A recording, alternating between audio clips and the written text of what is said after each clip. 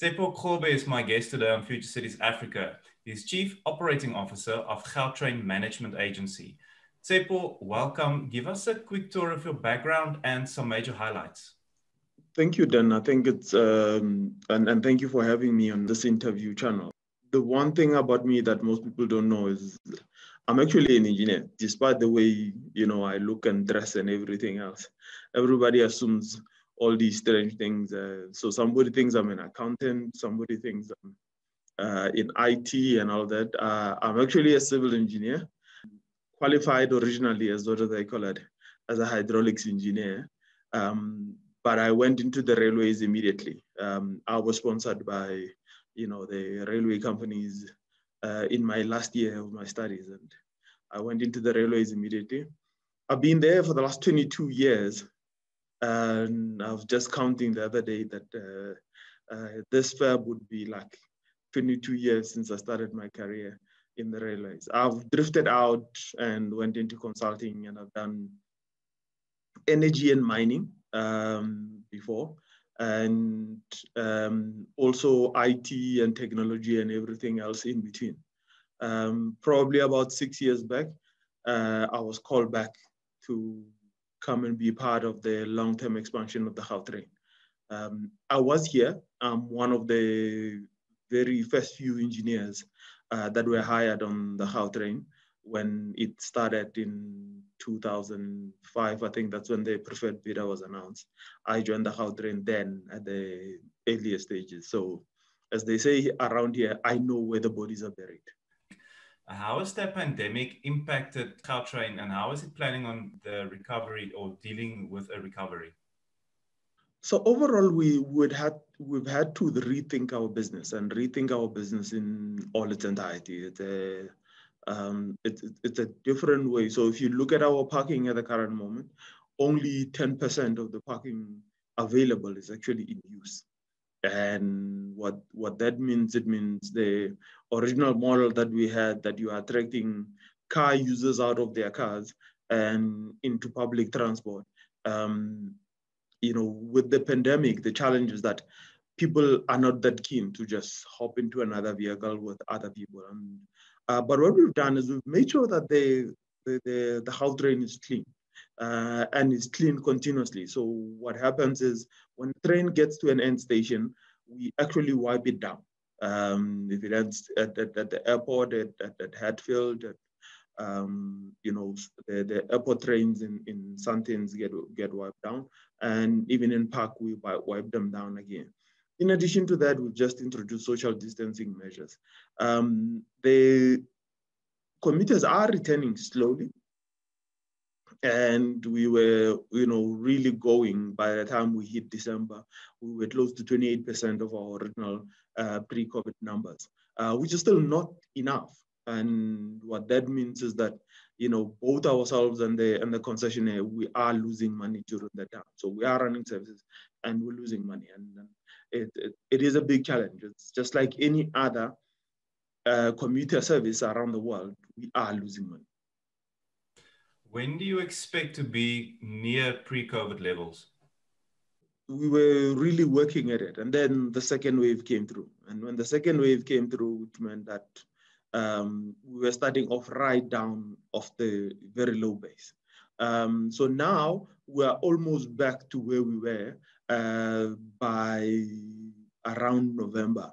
And so we were gradually working on it. And no matter what you model, if we get hit by another wave or the winter ends up with the numbers escalating, that in itself will have, a big impact. We have our projections, and we are looking at later in coming 2022, calendar year will be, or the middle of 2022, that will be where we actually think, the full recovery will be there, because you have multiple things in play.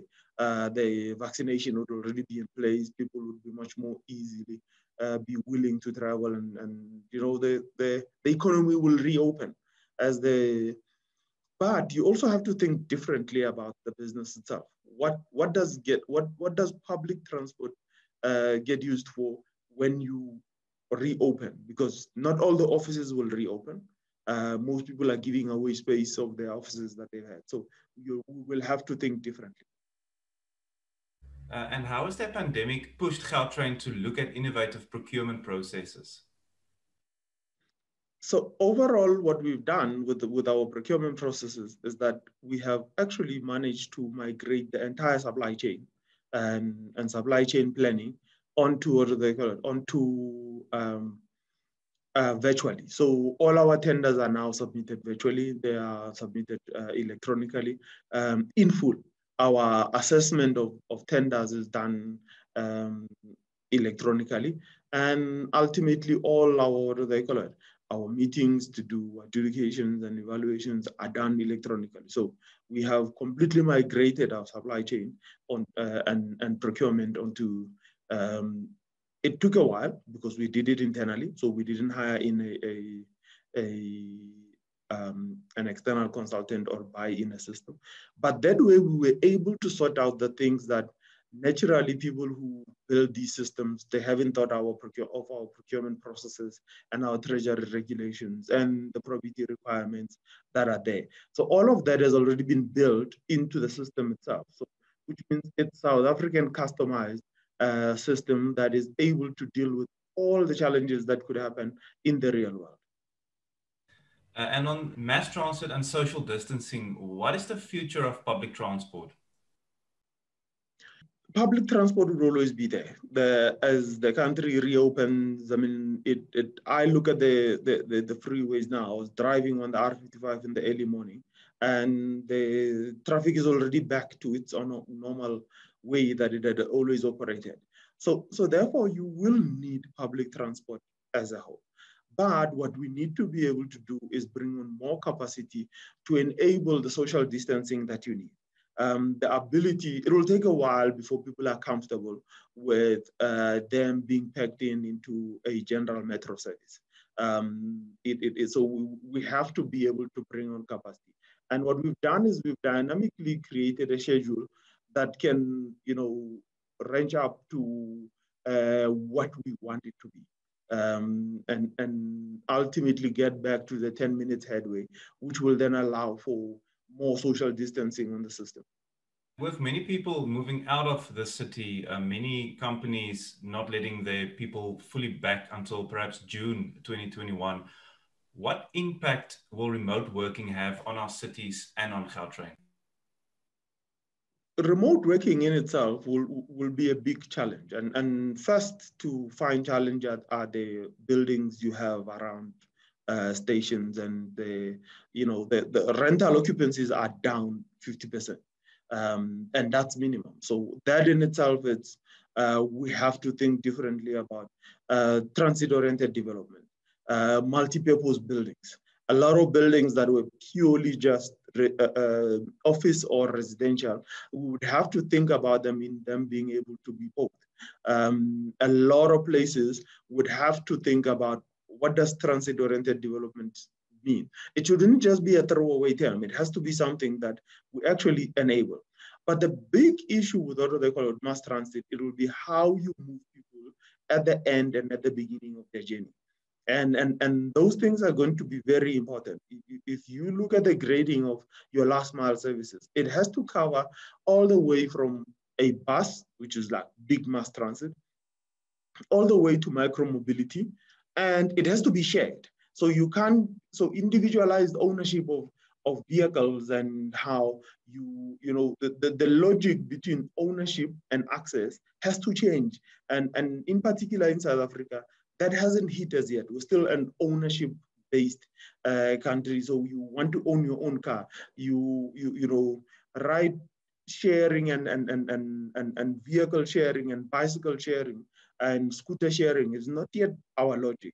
And therefore, that's a big issue of how do we move off to the direction of the last mile services themselves. If you feel buses, what do they call it, it's too big and you want to move. And therefore, we as Gautrain have actually put plans in place to be able to enable our last mile services all the way to micro mobility. We were about to go into a pilot at Hatfield for a bike sharing scheme to be able to enable the tourism in the Pretoria area. People could go to the union buildings, to the different monuments around Pretoria through a bike, and that bike can actually be dropped off somewhere else and doesn't need to be returned. So, like you have them in order they call it in other European countries and the Far East. That's the. But then COVID hit, and so we had to shelve that process. How would you change car culture in South Africa? Car culture in itself, it's part of we are a traveling country. We are a big mass piece of land. I mean, as you see it right behind you there, a lot of the places are far apart from each other. And it's a part of our life. We're a driving nation. If you look at where we sit, despite the number of population of people that we have, if you look at where we sit in terms of our car increase, so ownership per 1,000 people, the US sits at 600. European countries sit at 300. Gauteng will soon be hitting 400, which means we have surpassed most European cities. But you cannot deal with the car culture without providing proper public transport. Because the question that everybody will ask you is, what is the alternative? And that's where Gautrain and services like that actually fit in.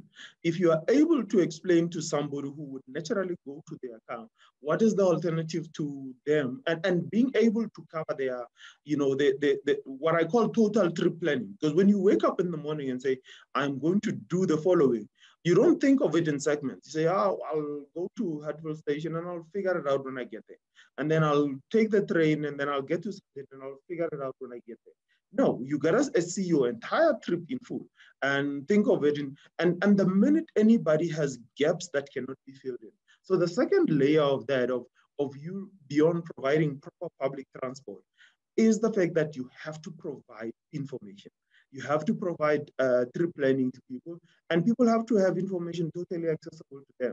And anytime, and your information mustn't have gaps. And we must have services all around, including the first mile services and the last mile services. Through that, whenever people see the ease of travel that does not involve their vehicles, then they are able to think differently about it. The other way of doing it is for us to think of partnerships. So what we have right now, we have a partnership with Discovery, where Discovery actually say to their Discovery Insure, customers, if you travel on the Gautrain and you don't use your vehicle on the freeway all the way, so the trunk travel is done through the Gautrain, then we will reimburse you a certain amount of your Gautrain travel. Now, what that does is it says to somebody, you don't need to drive your car all the way to Sandton. You can drop it off in Turon, in Hatfield, and therefore find the benefit. And it's partnerships like that that will long-term encourage. And once the tipping point is reached, then you're going to find that naturally it's not a logical way of doing things. Having lived in in European cities when I was younger and I was developing my career, I loathed living more than 10 kilometers away from where I work. And I actually do not like the idea of actually driving to work. I used to walk to work all the time when I lived there. And to me, I find it very strange that our natural mode for going to work is for us to drive. And it has to be. So it's an integrated solution. Provide areas that are built up in and around stations. So that's the first bit of transit-oriented development. And then from then onwards, then provide a public transport that is functional, and then provide information on how to get hold of that public transport. And that's the easiest way that you gradually start to, carve off the issue of car culture. It's not as simple as that. It's layers and layers, and it's not one entity that's going to do it. It's multiple people that will have to act on it. Well, with Gautrain as a cluster for smart mobility technology, what are Gautrain's plans for integrating with other modes of transport? And what direction is your local technology incubation and partnership strategy going? So first and foremost, as you've always known, then I work privately and then I do my announcements a little bit later. So what we've already done is that the entire ticketing system of the Gautrain actually accepts all the other ticketing systems. So it accepts Rea Vaya, it accepts Arieng, it accepts Harambe's ticket. And as long as you have stored travel rights, so you have your pay-as-you-go pocket of your ticket loaded, then you'll be able to use the Gautrain itself. And then what we've actually enabled is we enabled the use of credit cards on the system, or prepaid credit cards, preloaded cards that are EMV compliant can then actually be used on the Gautrain itself. But we gotta go beyond the technology. So what we're doing now, first is deal with the technology issues as I had layered it on the original, on the previous question. We actually have to enable all the modes of transport to be visible within the Gautrain app.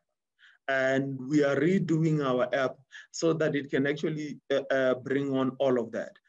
We've had some few issues with APIs and the background information that lies in there, but we've resolved parts of that. But we actually have to do an upgrade to the app itself. I mean, if somebody could look at the app and says, "This app is new. Why are you upgrading it?" I'm upgrading it so that I make it easier for people to be able to find information. And then from then onwards, then you then have to be able to make sure that all the modes of transport have the ability to be visible, because it's one thing to say I'm going to make information visible, and then you have no trackers on minibuses. What we have is we have minibus routes, and those minibus routes have already been mapped. With the Department of Transport, we've been working with the CSIR to map the entire minibus routes as they are, and to dynamically make sure that that information is upgraded on a yearly basis, so that when we load it up in trip planners, and then the next level of it is for us to then ensure that we have the single ticket.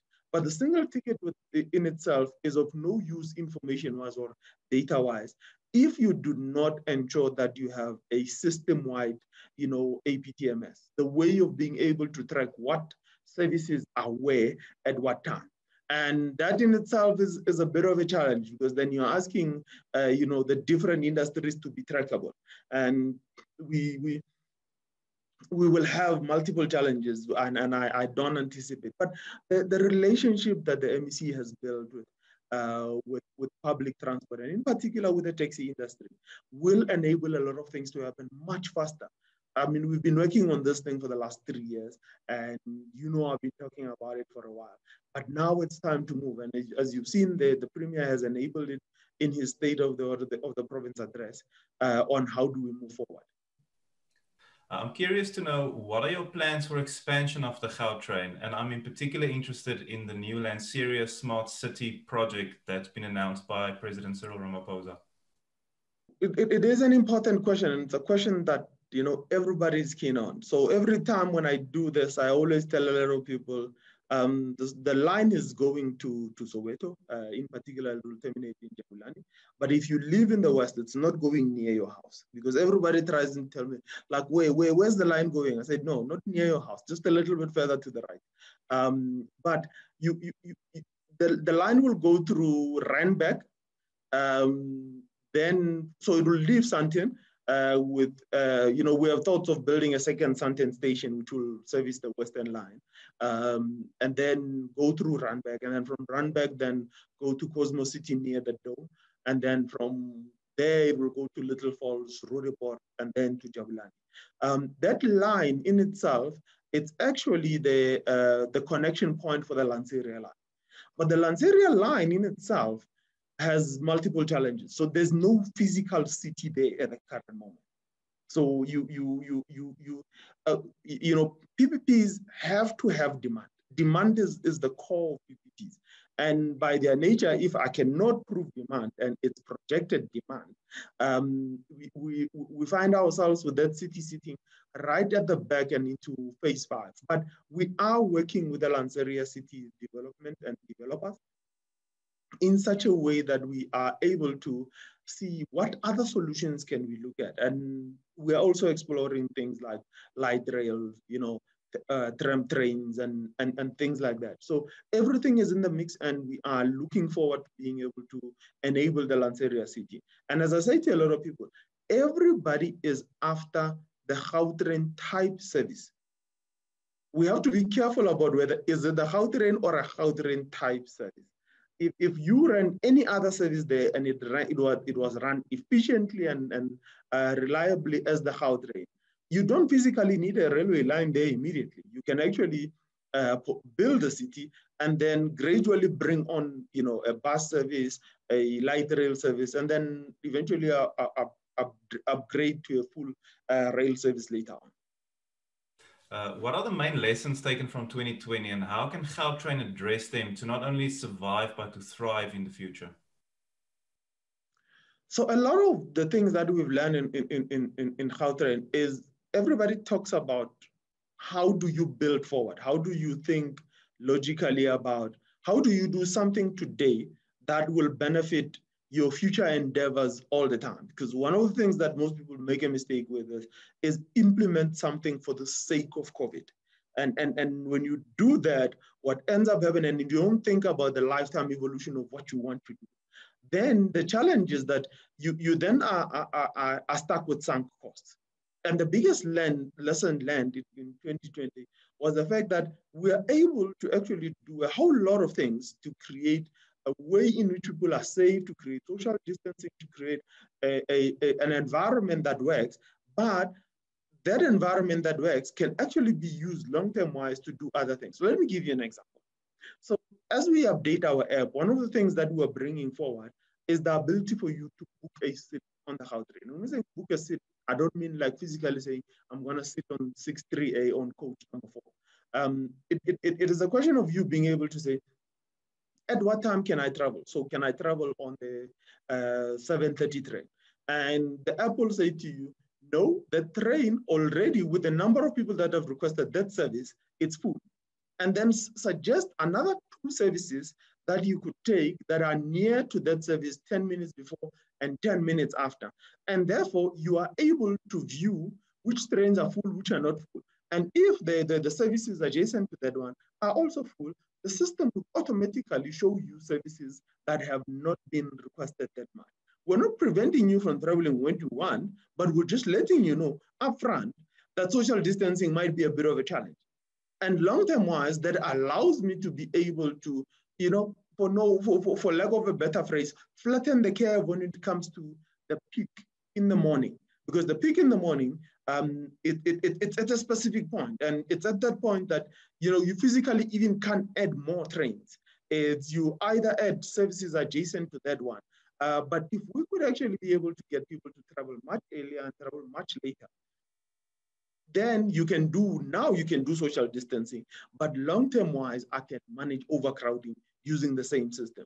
And that is one of the key lessons learned on how do we develop systems in such a way that they can be reused post a particular disruption. And I know you like the smart city, future city conversation. How do you see our cities change over the next 5 years in general, and what are you hoping to see? So our cities themselves would have to find multiple uses, and we have to not only re-inhabit certain parts of what they call it of Gauteng, the rejuvenation of the central part of Johannesburg. It's not an option. It's a way in which we actually have to live. It's us being able to use buildings for multiple purposes than what we've done before. But beyond that, then what the conversation we've been having over and over again, there's going to be numerous clusters of cities and new cities that are going to be built in and around transit points.